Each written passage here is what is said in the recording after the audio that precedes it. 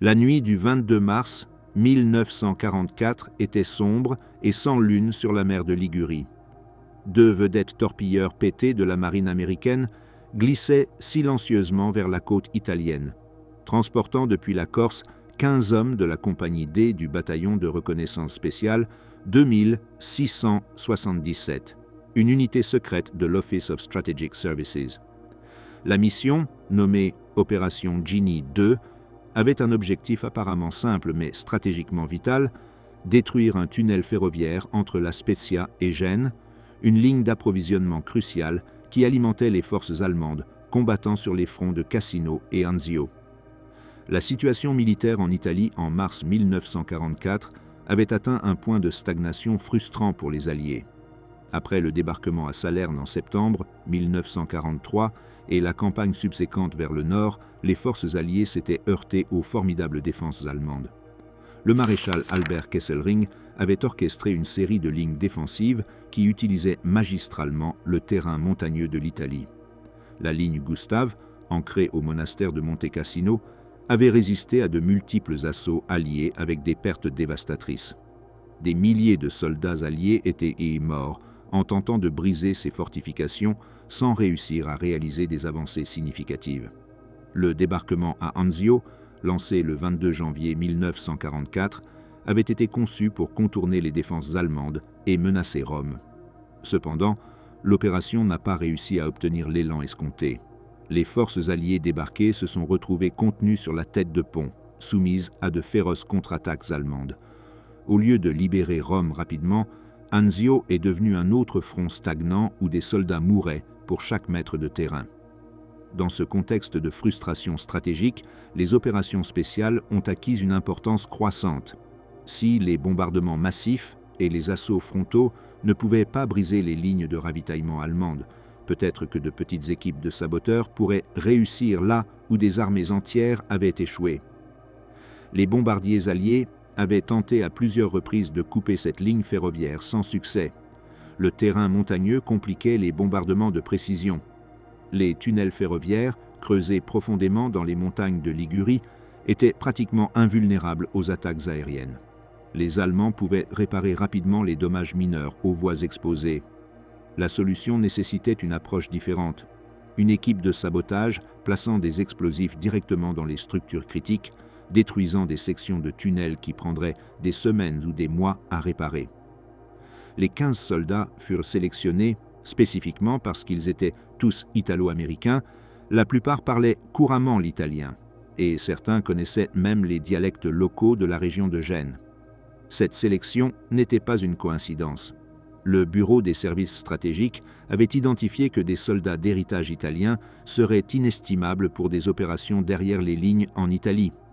Ils pouvaient plus facilement se fondre dans les populations locales, comprendre les conversations interceptées et potentiellement demander de l'aide à des civils italiens sans révéler immédiatement qu'ils étaient des soldats américains. Ils transportaient 650 livres de dynamite et portaient des uniformes complets de l'armée des États-Unis, sans aucune tentative de camouflage ou de déguisement. Cette décision d'opérer en uniforme approprié était délibérée et cruciale. En vertu des conventions de La Haye et de Genève, les soldats opérant en uniforme militaire reconnaissable avaient droit à des protections en tant que prisonniers de guerre s'ils étaient capturés. Les saboteurs ou espions opérant en tenue civile ou en uniforme ennemi pouvaient être exécutés légalement après jugement. Les planificateurs de la mission comprenaient ces distinctions légales et ont équipé l'équipe en conséquence.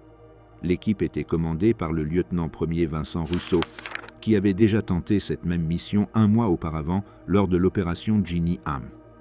À cette occasion, l'équipe avait abandonné après avoir débarqué au mauvais endroit sans pouvoir localiser l'objectif dans l'obscurité. L'expérience avait été frustrante mais éducative. Russo et ses hommes avaient étudié méticuleusement les profils de la ligne côtière, consulté avec des ingénieurs italiens de la section de maintenance des chemins de fer qui avaient déserté ou été capturés, et affiné leur plan de navigation. Maintenant, ils revenaient avec une meilleure préparation et connaissance du terrain, déterminés à compléter ce qu'ils avaient commencé en février. Près de 23h45, alors que les vedettes s'approchèrent de la côte, les Américains aperçurent une colonne de vedettes lance-torpilles allemandes S-Boot qui revenait d'une mission de minage. C'était le genre de rencontre fortuite qui pouvait ruiner des opérations soigneusement planifiées. L'une des vedettes PT prit une action de diversion et entra en combat, tandis que l'autre resta près de la côte avec un moteur en marche, essayant de garder le contact avec le groupe de débarquement. Le rugissement des moteurs et l'échange de tirs illuminèrent brièvement la nuit méditerranéenne. 3 canots pneumatiques furent lancés à l'eau avec les 15 soldats, leurs armes et les explosifs. Ils ramèrent vers l'obscurité, tandis que les vedettes PT tentèrent de couvrir leur approche, chaque homme conscient que l'élément de surprise pouvait avoir été compromis. Lorsque les canots pneumatiques ont atteint la plage rocheuse, le lieutenant Russo a immédiatement reconnu l'erreur. Ils avaient débarqué près du village de Carpineggio, à mi-chemin entre Bonassola et la station de Framura, à environ 3 km de leur point de débarquement prévu et à 2 km du tunnel cible. Le contact radio avec les vedettes PT a été perdu presque immédiatement. Les communications radio en 1944 étaient notoirement peu fiables, surtout dans un terrain montagneux près de la côte où les signaux rebondissaient de manière imprévisible. Les embarcations américaines ont attendu dans la zone jusqu'à 4 heures du matin sans recevoir de signaux de l'équipe et ont finalement dû retourner à Bastia en raison de problèmes mécaniques et de la présence de patrouilles allemandes. Sur terre, Russo et ses hommes faisaient face à une situation compliquée mais non désespérée. Le plan de contingence établissait clairement la procédure. S'ils ne parvenaient pas à compléter la mission dans le temps spécifié, ils devaient se cacher et attendre la récupération la nuit suivante. Les soldats cachèrent les bateaux pneumatiques, l'explosif et l'équipement supplémentaire sur la plage rocheuse, couvrant le tout du mieux possible. Lorsque l'aube du 23 mars arriva, l'équipe se déplaça vers l'intérieur des terres et trouva une étable abandonnée aux abords de Carpineggio, où ils se réfugièrent. Ils n'avaient pas mangé depuis 24 heures, alors Russo et un autre soldat partirent à la recherche de nourriture. Ils ont trouvé un jeune fermier nommé Franco Lagaxo, qui vivait à proximité. L'agriculteur italien, en voyant les soldats américains en uniforme, leur a vendu de la nourriture. Et plus tard dans la journée, il leur a servi de guide lors d'une mission de reconnaissance. Lagaxo les a conduits jusqu'à la station de Framura et leur a montré l'accès au tunnel cible sur la ligne ferroviaire principale. La mission semblait à nouveau viable. Le plan était d'attendre jusqu'à la nuit suivante, lorsque les vedettes torpilleurs reviendraient pour les récupérer ou pour recevoir des instructions pour procéder à la démolition.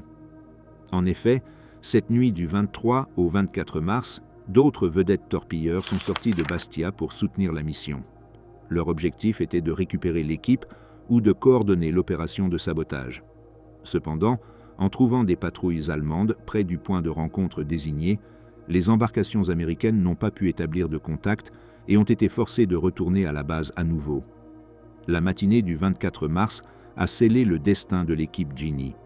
Un pêcheur italien de Bonassola, qui rentrait à la côte, a découvert les bateaux pneumatiques cachés. La découverte de 650 livres de dynamite à côté des bateaux ne laissait aucun doute sur la nature de l'opération. Le pêcheur a immédiatement informé les autorités fascistes italiennes qui, à leur tour, ont alerté le commandement allemand local. Une patrouille de recherche combinée de milices fascistes italiennes et de troupes allemandes a été rapidement formée et a commencé à ratisser la zone. Dans l'après-midi, alors que les Américains restaient cachés dans la grange, Franco Lagaxo a découvert que les Allemands et les Italiens avaient trouvé les bateaux. Il courut pour avertir les soldats, mais son avertissement arriva trop tard. Les forces de recherche ont entouré l'écurie où les 15 Américains se réfugiaient. Après un bref échange de tirs, les Américains, complètement surpassés en nombre et sans possibilité d'évasion, se sont rendus. Tous les membres de l'équipe ont été capturés, ainsi que Franco Lagaxo, le fermier qui les avait aidés. Les prisonniers ont été transportés à La Spezia et confinés près du quartier général de la brigade de forteresse 135, sous le commandement du colonel allemand Kurt Almers. Cette unité était subordonnée au corps d'armée 75, commandé par le général Anton Dostler, dont le quartier général se trouvait à San Andrea, près de Parme. Les interrogatoires commencèrent immédiatement. Des officiers de renseignement de l'Abwehr, le service de renseignement militaire allemand, conduisirent les interrogatoires en anglais.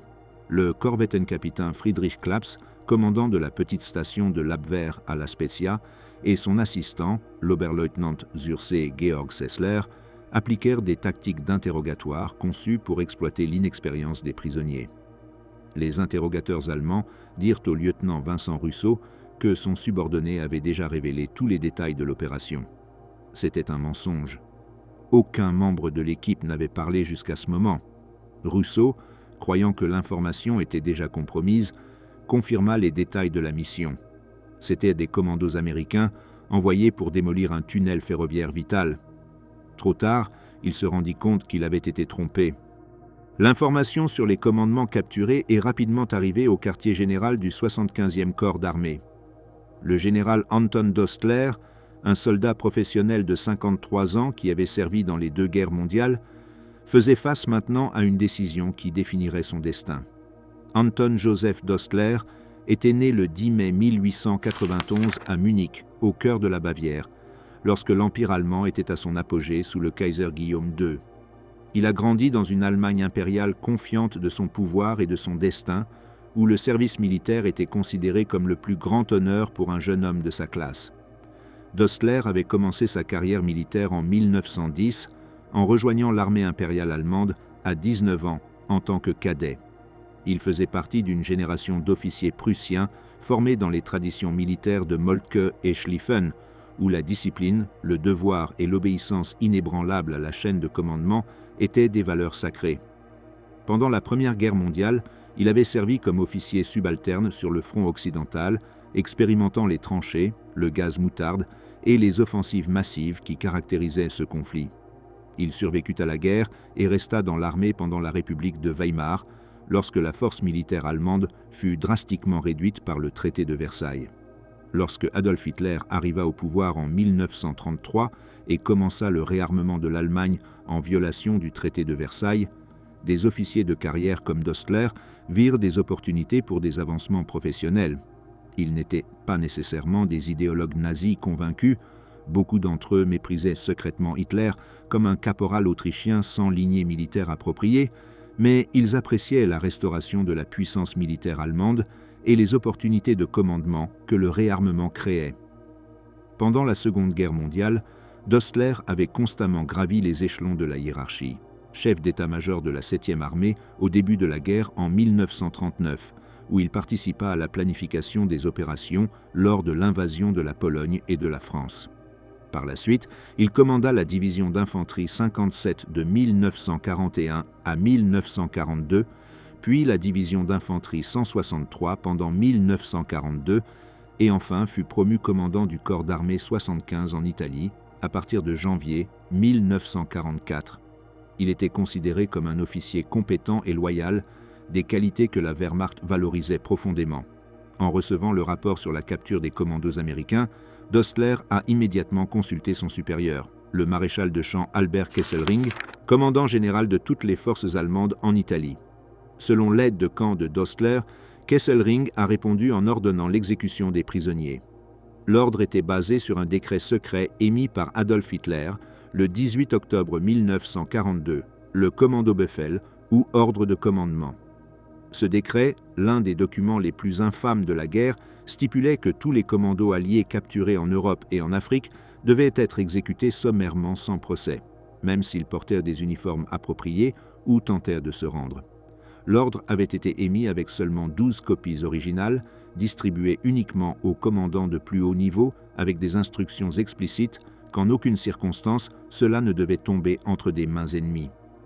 Le lendemain, le 19 octobre 1942, le général Alfred Jodl, chef d'état-major des opérations de l'OKW, a distribué 22 copies supplémentaires avec un appendice déclarant que l'ordre était destiné uniquement au commandant et ne devait en aucune circonstance tomber entre des mains ennemies.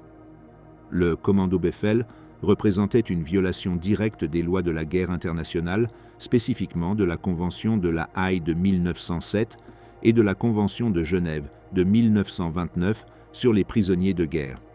Hitler avait justifié l'ordre en citant des violations supposées des conventions de Genève par les commandos alliés, en particulier lors du raid de Dieppe en août 1942 et lors d'un raid sur l'île de Sercq en octobre de la même année.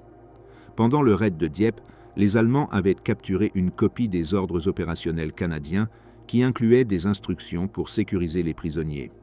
Hitler a interprété cela comme une preuve que les Alliés prévoyaient d'exécuter des prisonniers allemands. Lors du raid de Sercq, des commandos britanniques avaient temporairement attaché les mains de prisonniers allemands pour faciliter leur extraction pendant une retraite nocturne. Un prisonnier allemand est mort pendant l'opération dans des circonstances contestées. Le texte de l'ordre était sans équivoque et brutal. Tous les hommes opérant contre les troupes allemandes dans les soi-disant raids de commandos en Europe ou en Afrique devaient être exterminés jusqu'au dernier homme, qu'ils soient soldats en uniforme ou saboteurs, armés ou non, combattants ou tentant de s'échapper. L'ordre continuait en spécifiant que cela s'appliquait qu'ils arrivent par bateau, avion ou parachute, et que même s'ils tentèrent de se rendre, aucun quartier ne devait leur être accordé. L'ordre stipulait en outre que les commandos capturés par d'autres moyens que le combat direct, par exemple par la police dans les territoires occupés, devaient être remis immédiatement au Sicherheitsdienst des SS pour exécution immédiate.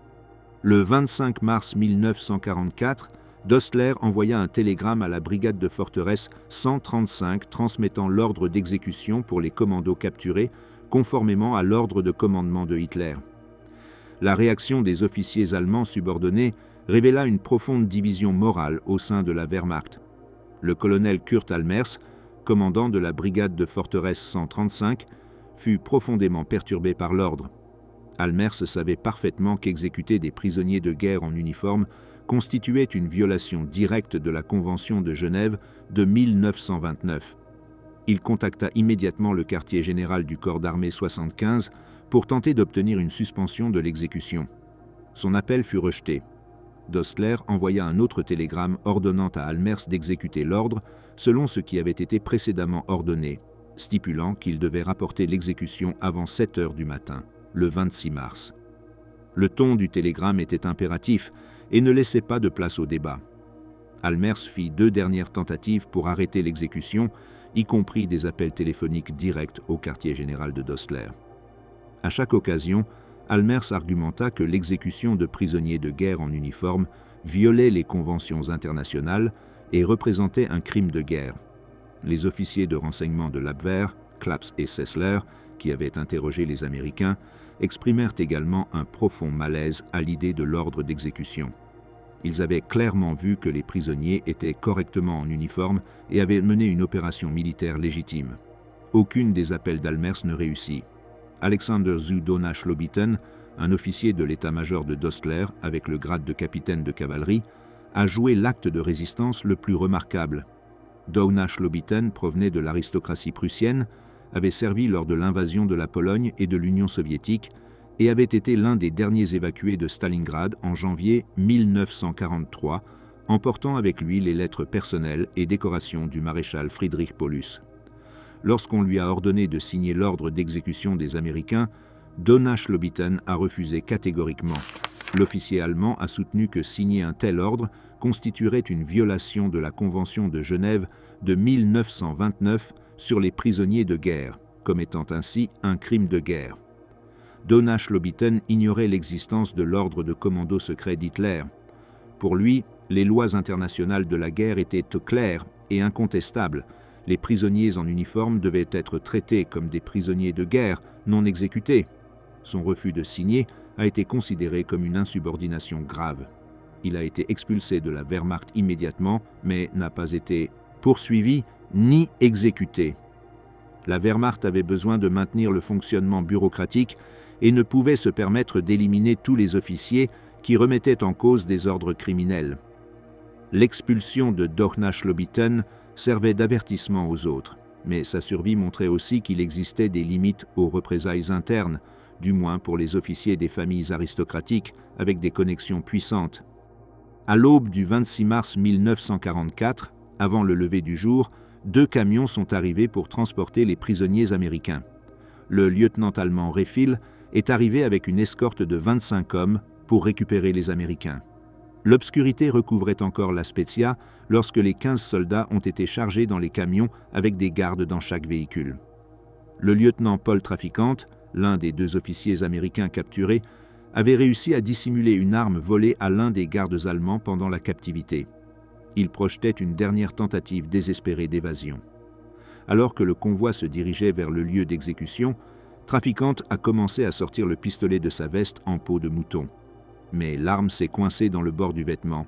Le garde assis en face de lui a simplement baissé son fusil en le pointant directement vers lui. Le convoi s'est arrêté. Les gardes ont désarmé Traficant et ont fouillé minutieusement les autres 14 hommes. Toute dernière chance d'évasion s'était évanouie. À 6h30 du matin, les camions sont arrivés à Punta Bianca, au sud de La Spezia, dans la municipalité d'Ameglia, près de l'embouchure du fleuve Magra. L'oberleutnant Bolz, commandant de la première compagnie du bataillon de forteresse 905, attendait à côté d'une fosse commune que ses hommes avaient creusée la veille sur ordre précis. Elle devait être suffisamment grande pour contenir 15 corps. Les prisonniers ont été formés en 2 groupes. Ils leur ont attaché les mains derrière le dos. Il n'y eut ni procès, ni audience formelle, ni possibilité de défense. Le peloton d'exécution allemand était composé de soldats d'unités de fortification côtière.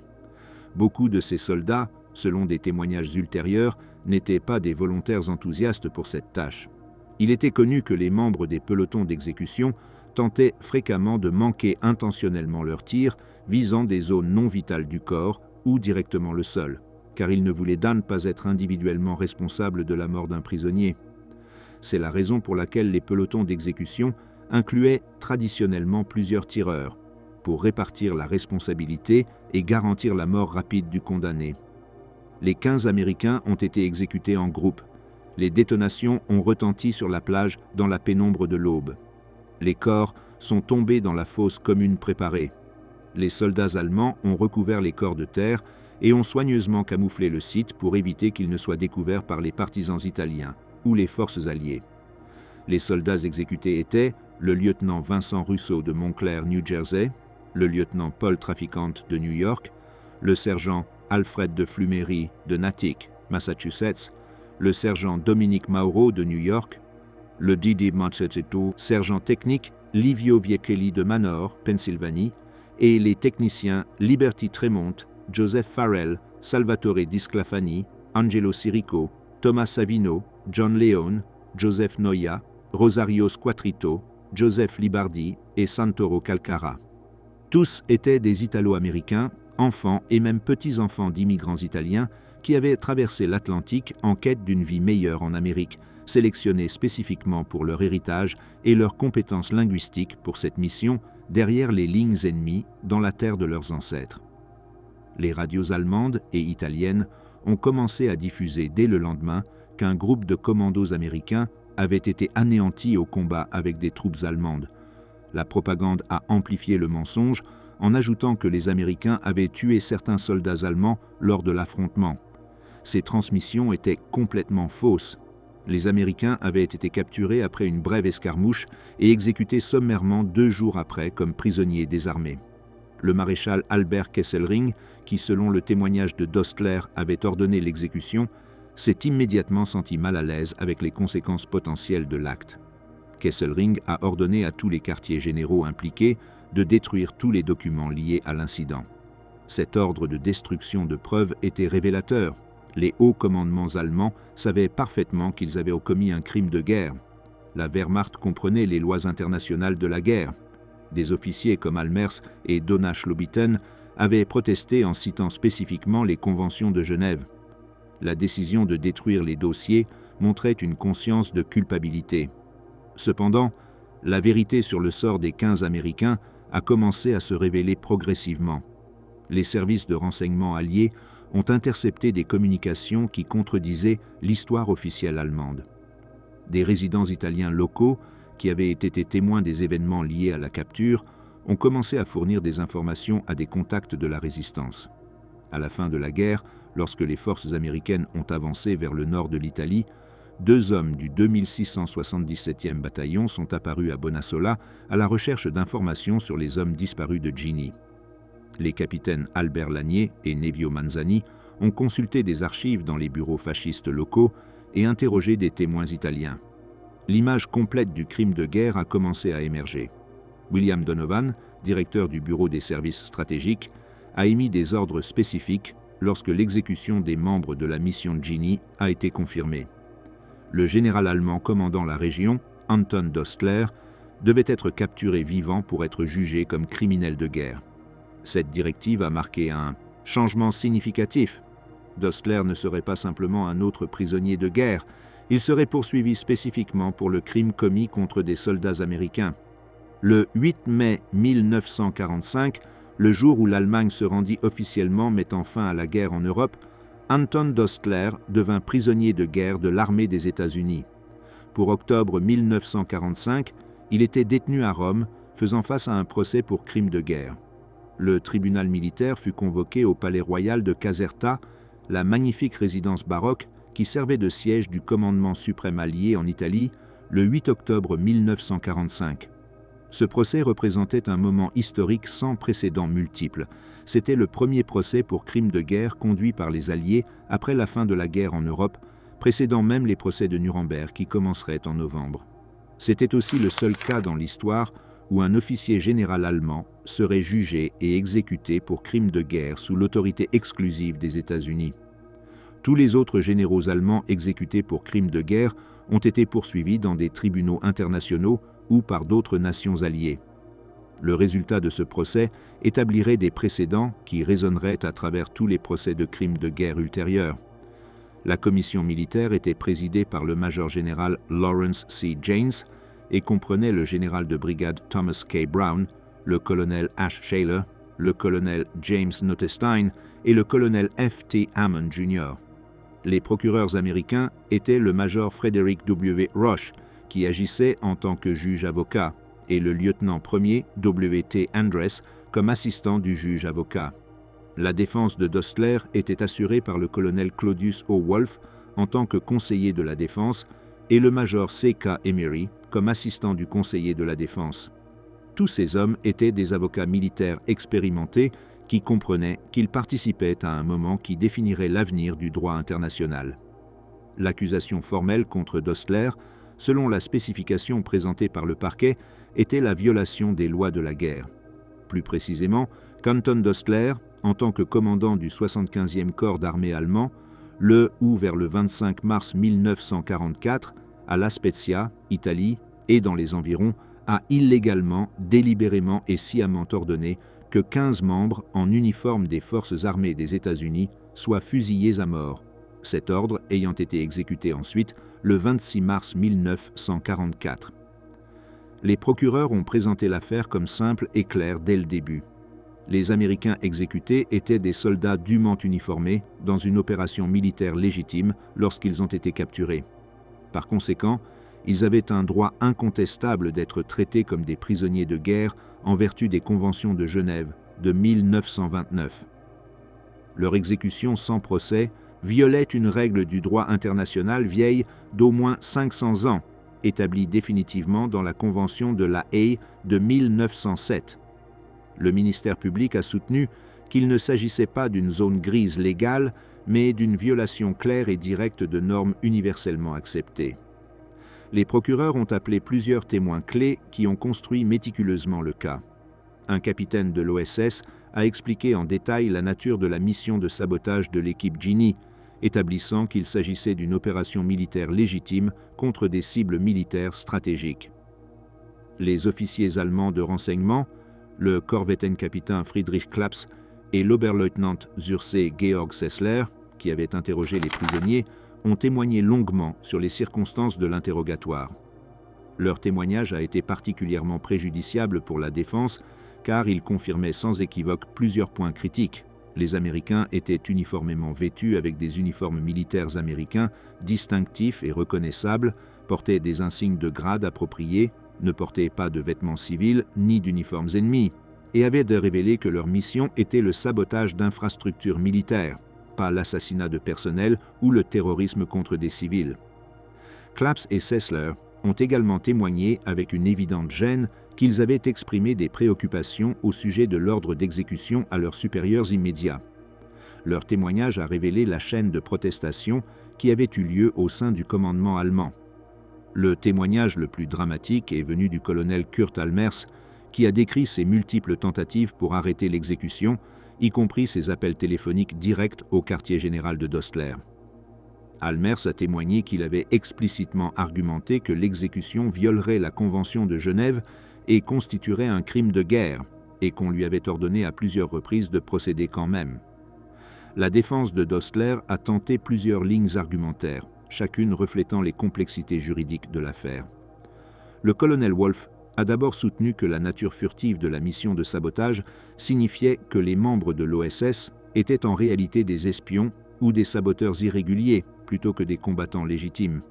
Ils ont ajouté que les saboteurs de Ginny ne portaient pas d'insigne militaire distinctif reconnaissable à distance, comme requis par l'article 1, chapitre 1, section 1 de l'annexe à la Convention de la Haye 2 de 1899, et donc n'étaient pas uniformément appropriés selon la définition légale stricte, ce qui les disqualifiait du statut de prisonniers de guerre. Le témoignage préalable des officiers de l'Abwehr contredisait directement cette position. Les Allemands avaient clairement identifié les Américains comme des soldats de l'armée américaine uniformés lors des interrogatoires. Les photographies des uniformes capturés, présentées comme preuve, montraient clairement des insignes de rang américain, des écussons d'unité et d'autres marqueurs distinctifs. De plus, comme le fit rapidement remarquer le major Roche lors d'un contre-interrogatoire dévastateur, même si les prisonniers étaient traités comme des espions sous les lois de la guerre, ce que le ministère public contestait vigoureusement, ces mêmes lois exigeaient qu'ils reçoivent un procès légal avant toute exécution. L'article 30 de la Convention de la Haye de 1907 était explicite. Un espion capturé ne peut être puni sans procès préalable. Les Américains n'avaient reçu aucun type de processus judiciaire, pas même le jugement sommaire autorisé sous la loi martiale. Ils avaient été exécutés dans les 48 heures suivant leur capture sans aucune audience formelle. La défense a alors eu recours à son argument principal et le plus substantiel, ordre supérieur ou Befehlsnotstand en allemand, le concept selon lequel un subordonné agissant sous les ordres de ses supérieurs ne peut pas être pénalement responsable. Le colonel Wolfe a plaidé avec passion que le serment d'obéissance de Dostler à Adolf Hitler, serment que chaque officier allemand avait fait personnellement, l'obligeait à obéir au Führerbefehl d'octobre 1942. Même si cet ordre violait le droit international, Wolfe a présenté des copies de l'ordre de commandement de Hitler et du serment de loyauté que Dostler avait prêté. Anton Dostler a témoigné sous serment pour sa propre défense pendant plusieurs heures. Il a parlé avec la posture droite d'un soldat professionnel, son allemand précis étant traduit simultanément en anglais. Dostler a déclaré qu'il n'avait eu aucune option. Les commandos avaient été capturés exécutant un raid commando derrière les lignes allemandes. L'ordre de commandement de Hitler était explicite, contraignant et secret, marqué comme un ordre direct du Führer qui devait être obéi sans questionnement. Dostler a affirmé en outre qu'il avait reçu des ordres tant du général Gustav von Zangen, commandant du groupe d'armée von Zangen qui contrôlait le nord de l'Italie, que du quartier général du maréchal von Kesselring pour procéder aux exécutions. Dostler a témoigné qu'il avait consulté ses supérieurs spécifiquement parce qu'il comprenait la gravité de la situation. Selon son témoignage, il avait informé Kesselring de la capture des commandos américains et demandé des instructions sur la manière de procéder. La réponse, selon Dostler, avait été sans équivoque « exécuter l'ordre du Führer ». Dostler a soutenu qu'en tant qu'officier allemand, désobéir à un ordre direct de Hitler, transmis par la chaîne de commandement appropriée, aurait abouti à sa propre cour martiale et probablement à son exécution pour trahison. Le colonel Wolfe a appelé à témoigner le général Gustav von Zangen. Cependant, le témoignage de von Zangen s'est révélé ambigu et peu utile pour la défense. Von Zangen a témoigné à la barre qu'il n'avait personnellement pas émis d'ordre direct d'exécution à Dostler. Cette déclaration, soigneusement formulée, a considérablement affaibli la défense de Dostler en suggérant que Dostler avait agi sans autorisation claire de tous ses supérieurs allégués. Le maréchal Albert Kesselring n'a pas comparu comme témoin au procès de Dostler. Cette absence était profondément révélatrice et ferait l'objet de recherches historiques pendant des décennies ultérieures. Dostler avait spécifiquement demandé que Kesselring et son chef d'état-major, le général Siegfried Westphal, témoignent en sa défense concernant les ordres d'exécution de Ginny. Tous deux ont refusé de le soutenir. Ce refus était extraordinaire dans la culture militaire allemande. où il était attendu que les supérieurs protègent leurs subordonnés.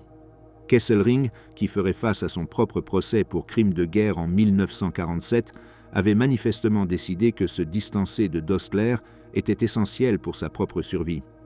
Des recherches historiques ultérieures, en particulier le travail méticuleux du docteur Richard Reiber, publié en 1996 et 2008, révéleraient l'étendue complète du parjure de Kesselring. Reiber, un médecin retraité devenu historien, a découvert dans les archives nationales des enregistrements opérationnels allemands, microfilmés, qui avaient été négligés pendant des décennies. Ces documents démontraient de manière concluante que Kesselring avait menti systématiquement sur sa localisation le 24 mars 1944. Bien que Kesselring ait affirmé lors de son propre procès ultérieur se trouver à son quartier général de Montessorat au nord de Rome ou en visite sur le front de Cassino au sud, les registres de mouvements de troupes, les ordres d'opération datés et scellés avec son emplacement et les registres de communication prouvaient qu'il effectuait une tournée d'inspection des défenses côtières, le plaçant à La Spezia précisément lorsque les Américains furent capturés le 24 mars et lorsqu'ils furent condamnés à mort le 25 mars. Les registres montraient que Kesselring avait rencontré Dostler à midi le 24 mars à La Spezia.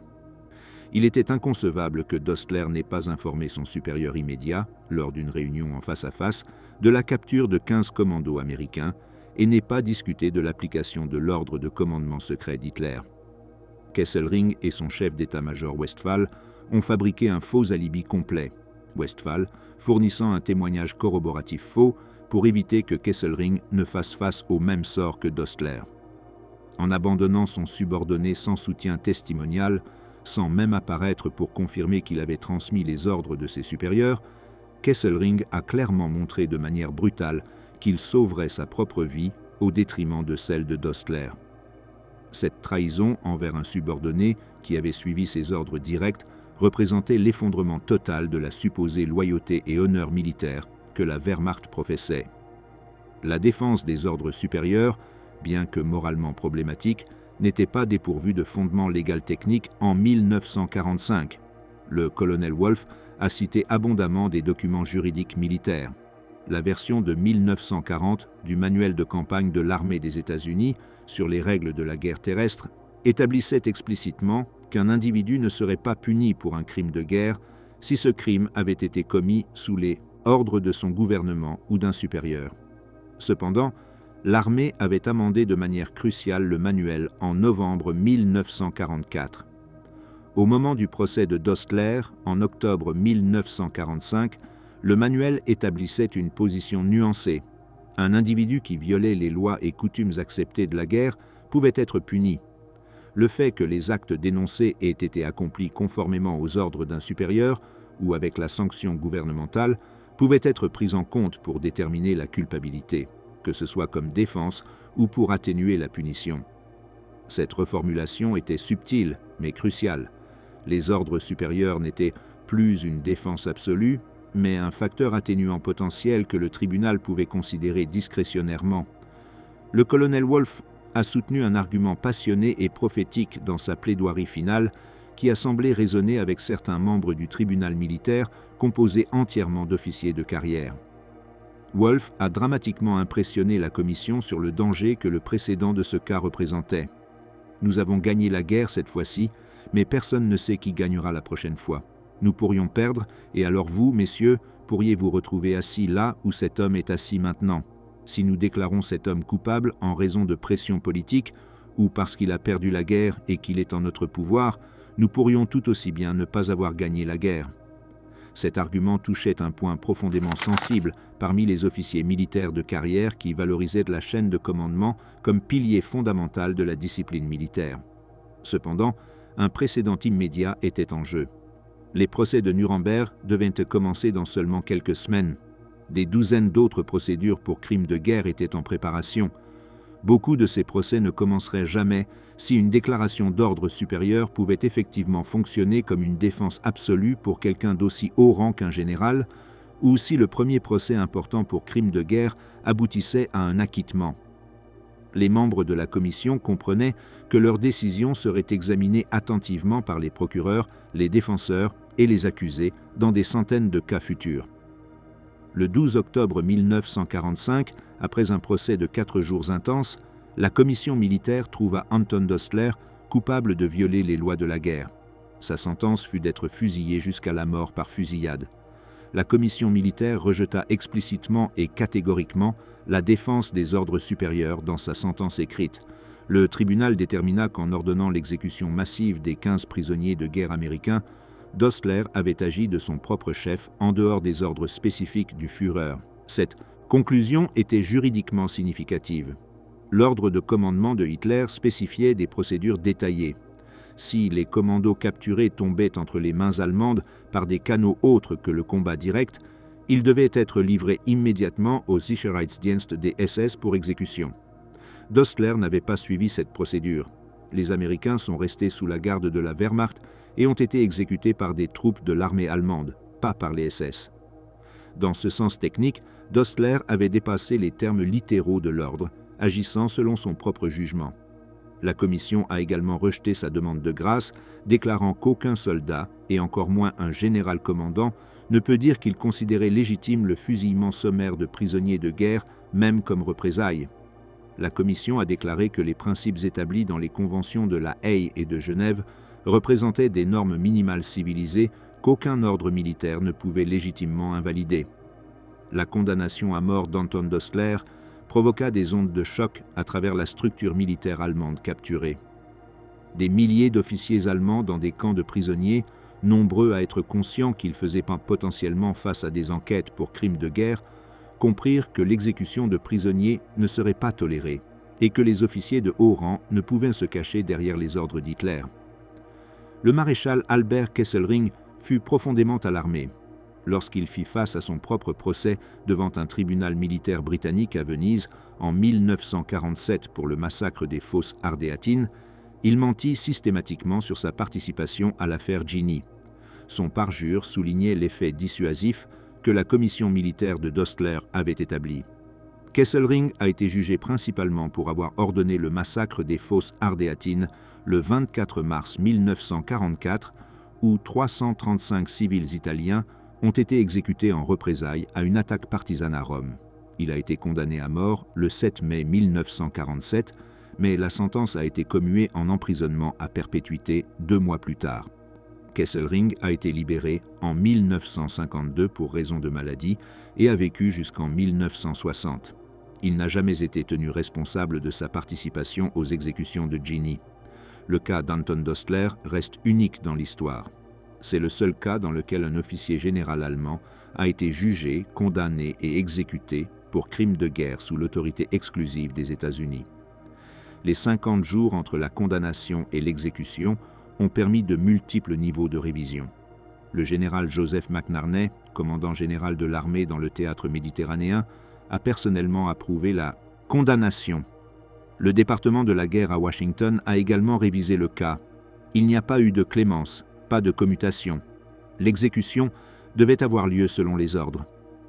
Le 1er décembre 1945, aux premières heures du matin, Anton Dostler fut amené dans la cour du camp de prisonniers à Aversa.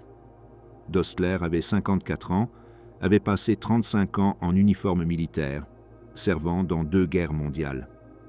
Il faisait maintenant face à sa mort aux mains des soldats de l'armée qu'il avait combattus. Le protocole pour les exécutions militaires était précis. Le peloton d'exécution était composé de 12 soldats américains. Le sergent-chef John Woods et son adjoint, le policier militaire Joseph Malta, supervisaient la procédure. Dostler fut conduit au lieu d'exécution en marchant droit, maintenant la tenue militaire. Il fut placé contre un poteau en bois et attaché. On lui a mis une cagoule noire sur la tête selon les règlements militaires. À 8 heures du matin précise, l'officier commandant donna les ordres. 12 fusils tirèrent simultanément. Anton Dostler mourut instantanément. L'exécution a été documentée de manière exhaustive avec des caméras fixes et de films. L'armée voulait un enregistrement complet pour de multiples raisons. Preuve que la sentence avait été exécutée correctement, précédent visuel pour des procès futurs, et démonstration à la communauté internationale que les États-Unis prendraient des mesures décisives contre les violeurs des lois de la guerre. Les photographies ont capturé toute la séquence, Dostler étant attaché au poteau, le peloton prenant position, le moment de l'exécution et son corps étant retiré. Immédiatement après, le corps de Dostler a été levé sur une civière, enveloppé dans une housse en coton blanc et transporté dans un camion militaire.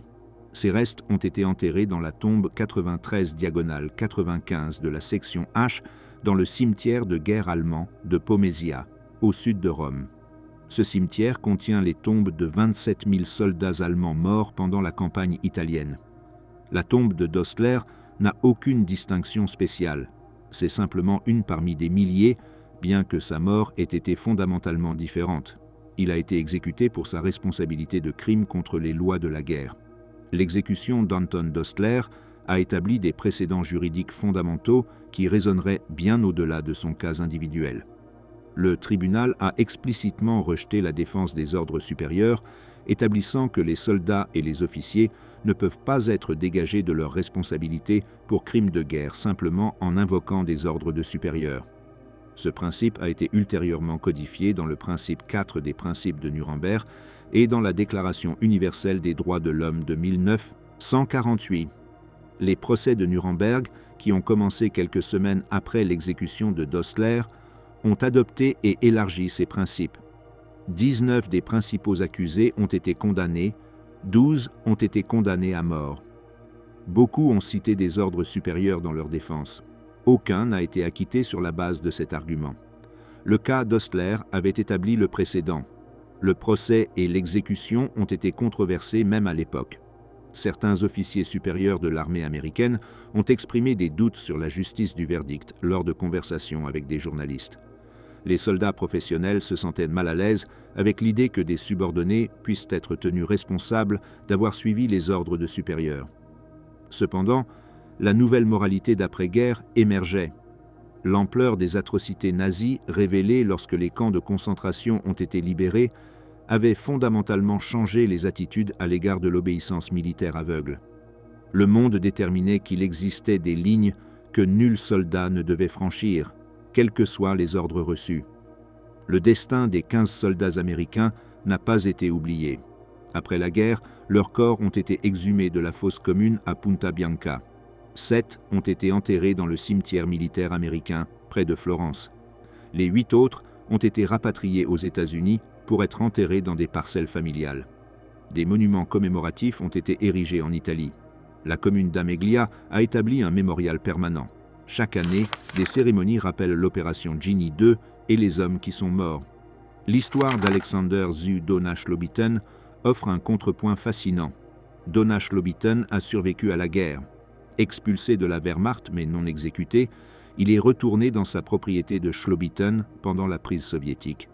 Il a organisé la fuite de 330 réfugiés en janvier 1945, sauvant des vies humaines et des chevaux Trakehner. Il s'est installé en Suisse en 1948, a travaillé pour Hoffmann-La Roche et est mort en 1997 à l'âge de 97 ans. Son refus de signer un ordre criminel lui a coûté sa carrière, mais a sauvé sa vie et sa conscience. Son exemple démontre que même au sein d'un système autoritaire, il existait des choix moraux. Le cas Dostler a révélé les contradictions dans le système militaire allemand. La Wehrmacht exigeait une obéissance absolue à la chaîne de commandement. Mais lorsque cette obéissance aboutissait à des crimes de guerre, les supérieurs abandonnaient leurs subordonnés. Kesselring a laissé Dostler faire face seul à la responsabilité d'un ordre qu'il avait probablement approuvé. Le système qui exigeait de la loyauté vers le haut n'offrait pas de loyauté vers le bas lorsqu'il était temps de rendre des comptes. L'ordre de commandement a été cité dans de multiples procès pour crimes de guerre après 1945. Le tribunal de Nuremberg a trouvé que l'ordre était une violation directe des lois de la guerre. Les officiers allemands qui ont exécuté des commandos alliés sous cet ordre ont été poursuivis en Europe. Certains ont été exécutés, d'autres ont reçu de longues peines de prison. Le maréchal Rommel avait ignoré l'ordre quand il pouvait, ordonnant que les commandos capturés soient traités comme des prisonniers réguliers. Cette décision a sauvé des vies et a probablement sauvé la réputation de Rommel en tant qu'officier qui maintenait certains standards de conduite honorables. L'héritage de l'affaire d'Osler s'étend au droit international moderne. Les principes établis lors de son procès font partie du droit humanitaire international. Le statut de Rome de la Cour pénale internationale, adopté en 1998, incorpore ces principes. La défense des ordres supérieurs est explicitement limitée. Elle peut être prise en compte lors de la sentence, mais ne constitue pas une défense absolue contre la responsabilité pour les crimes de guerre, les crimes contre l'humanité ou le génocide. Les conventions de Genève de 1949, adoptées 4 ans après l'exécution de Dössler, ont codifié de nombreuses protections pour les prisonniers de guerre qui ont été violés dans le cas Gini. Ces conventions forment la base du droit international humanitaire moderne et ont été ratifiées par presque tous les pays du monde. La photographie d'Anton Dössler attachée au poteau est devenue une image emblématique de la justice d'après-guerre.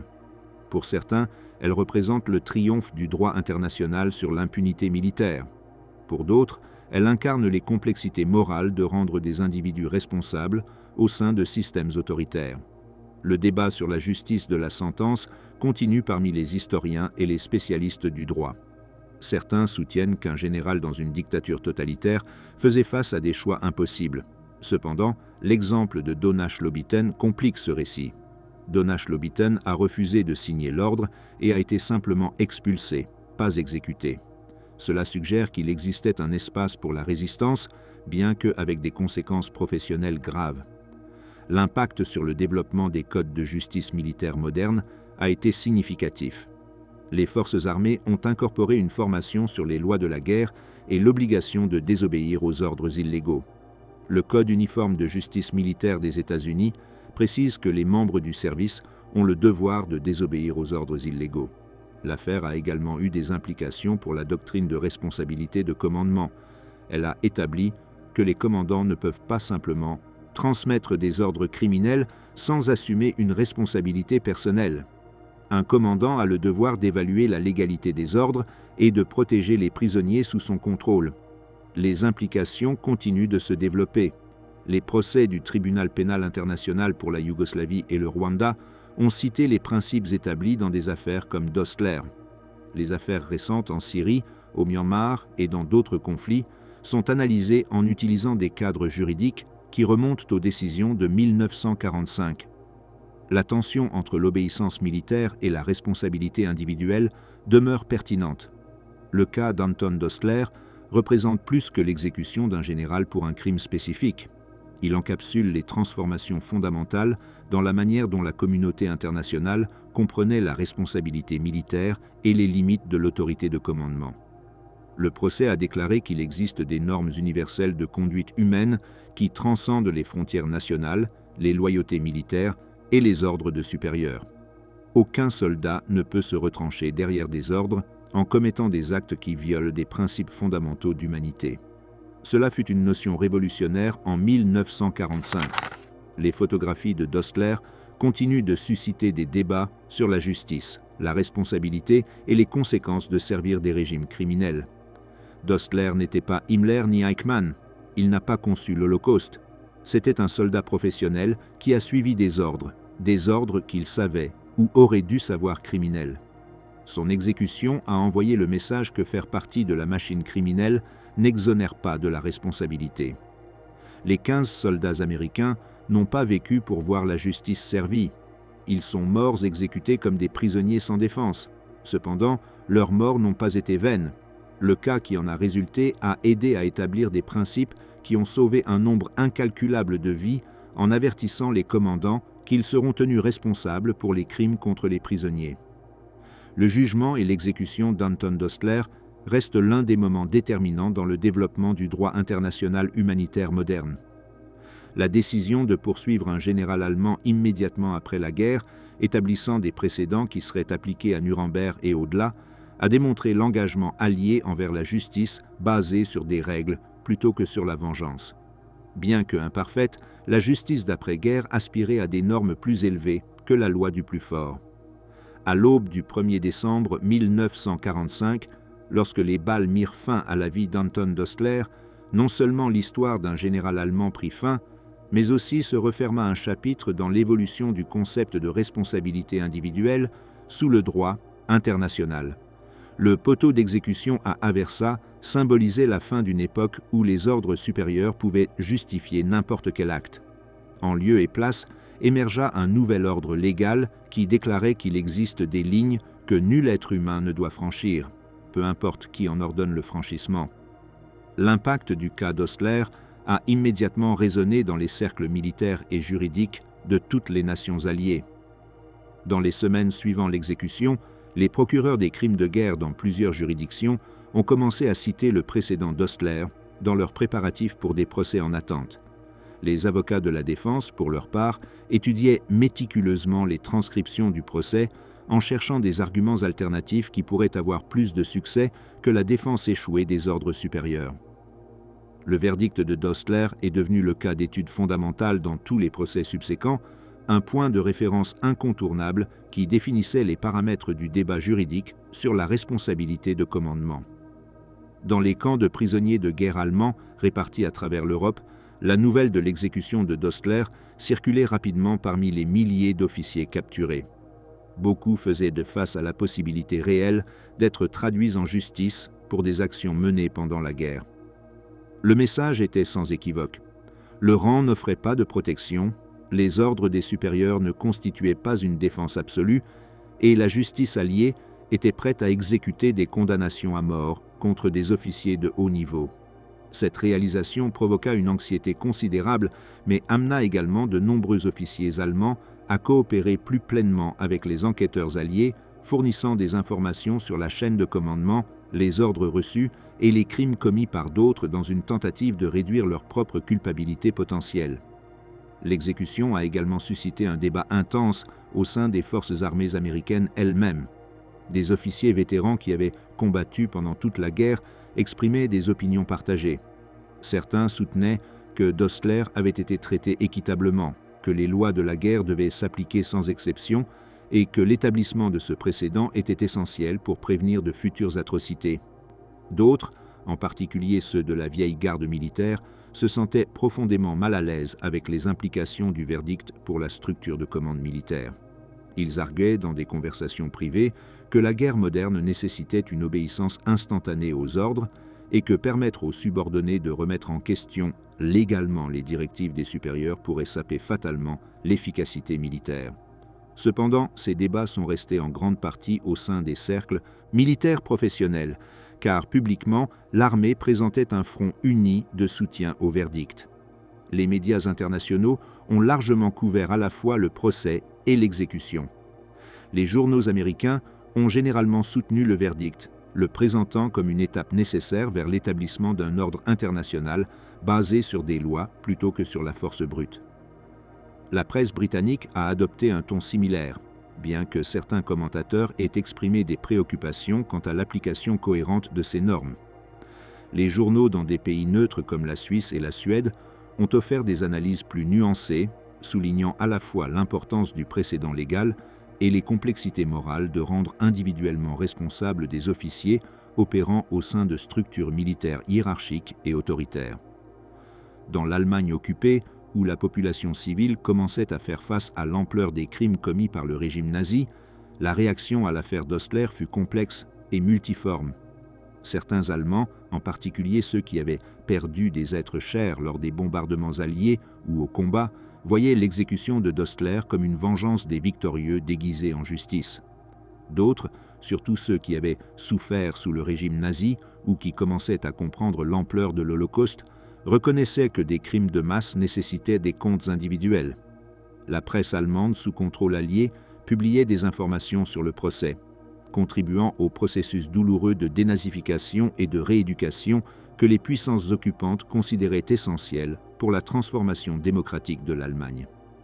L'affaire d'Ostler a également établi des précédents procéduraux importants pour les procès de Nuremberg qui commenceraient en novembre 1945. Les procureurs de Nuremberg ont étudié attentivement comment l'accusation avait présenté des preuves documentaires, interrogé des témoins et construit un récit cohérent de responsabilité criminelle. Les techniques utilisées pour réfuter la défense des ordres supérieurs dans l'affaire d'Ostler ont été perfectionnées et élargies pour les procès suivants.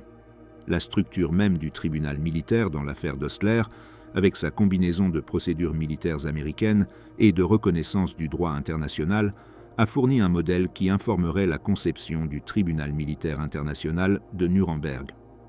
Au-delà des implications légales immédiates, le cas d'Ostler a contribué à un changement fondamental dans la manière dont les sociétés démocratiques concevaient la relation entre individus et institutions militaires. La notion que les soldats pouvaient et devaient exercer un jugement moral indépendant, même au sein de structures hiérarchiques strictes, représentait un éloignement radical des conceptions traditionnelles de la discipline militaire. Ce changement conceptuel nécessiterait des décennies pour être pleinement intégré dans les doctrines militaires et programmes de formation, mais le cas d'Ostler a marqué un point de basculement symbolique et historique crucial dans ce processus de transformation. Les 15 soldats américains dont l'exécution illégale avait initié ce processus juridique ont reçu une reconnaissance posthume. En plus des monuments physiques érigés en Italie, ils ont été décorés de médailles militaires pour leur service. Leurs familles ont reçu les condoléances officielles du gouvernement américain et une compensation pour leurs pertes. Cependant, aucune quantité de reconnaissance officielle ne pouvait compenser entièrement la tragédie de leur mort. Ils étaient jeunes, beaucoup à peine dans la vingtaine, enfants d'immigrants italiens qui avaient traversé l'Atlantique à la recherche d'opportunités. Ils étaient revenus sur la terre de leurs ancêtres, non pas comme visiteurs, mais comme libérateurs, seulement pour être assassinés en violation de toutes les conventions civilisées. L'héritage de l'affaire d'Ostler s'est également étendu au développement de l'éducation juridique militaire. Les écoles de droit militaire aux États-Unis et dans d'autres pays alliés ont commencé à intégrer l'affaire dans leurs programmes, l'utilisant comme outil pédagogique pour enseigner aux futurs avocats militaires l'intersection entre le droit national, le droit international et les obligations morales. Des générations d'officiers juridiques étudieraient les transcriptions du procès, analysant les arguments des deux parties et les implications du verdict. L'affaire est devenue une matière fondamentale non seulement pour les étudiants en droit, mais aussi pour les officiers de commandement qui avaient besoin de comprendre les limites légales de leur autorité. La vitesse avec laquelle l'affaire d'Ostler a été menée, depuis la capture en mai jusqu'à l'exécution en décembre 1945, a également fixé des attentes sur la rapidité avec laquelle la justice d'après-guerre devait avancer. Cette urgence reflétait un désir compréhensible des Alliés de montrer de la détermination à poursuivre les crimes de guerre pendant que les preuves étaient encore fraîches et les témoins disponibles. Cependant, elle a également suscité des critiques ultérieures sur le fait que certains procès de crimes de guerre avaient été menés trop rapidement, compromettant potentiellement le bon déroulement de la procédure dans l'intérêt d'obtenir des condamnations rapides. Le cas d'Ostler, avec son procès de seulement 4 jours pour une question d'une telle importance historique, illustrait à la fois les forces et les faiblesses potentielles de cette approche de la justice rapide.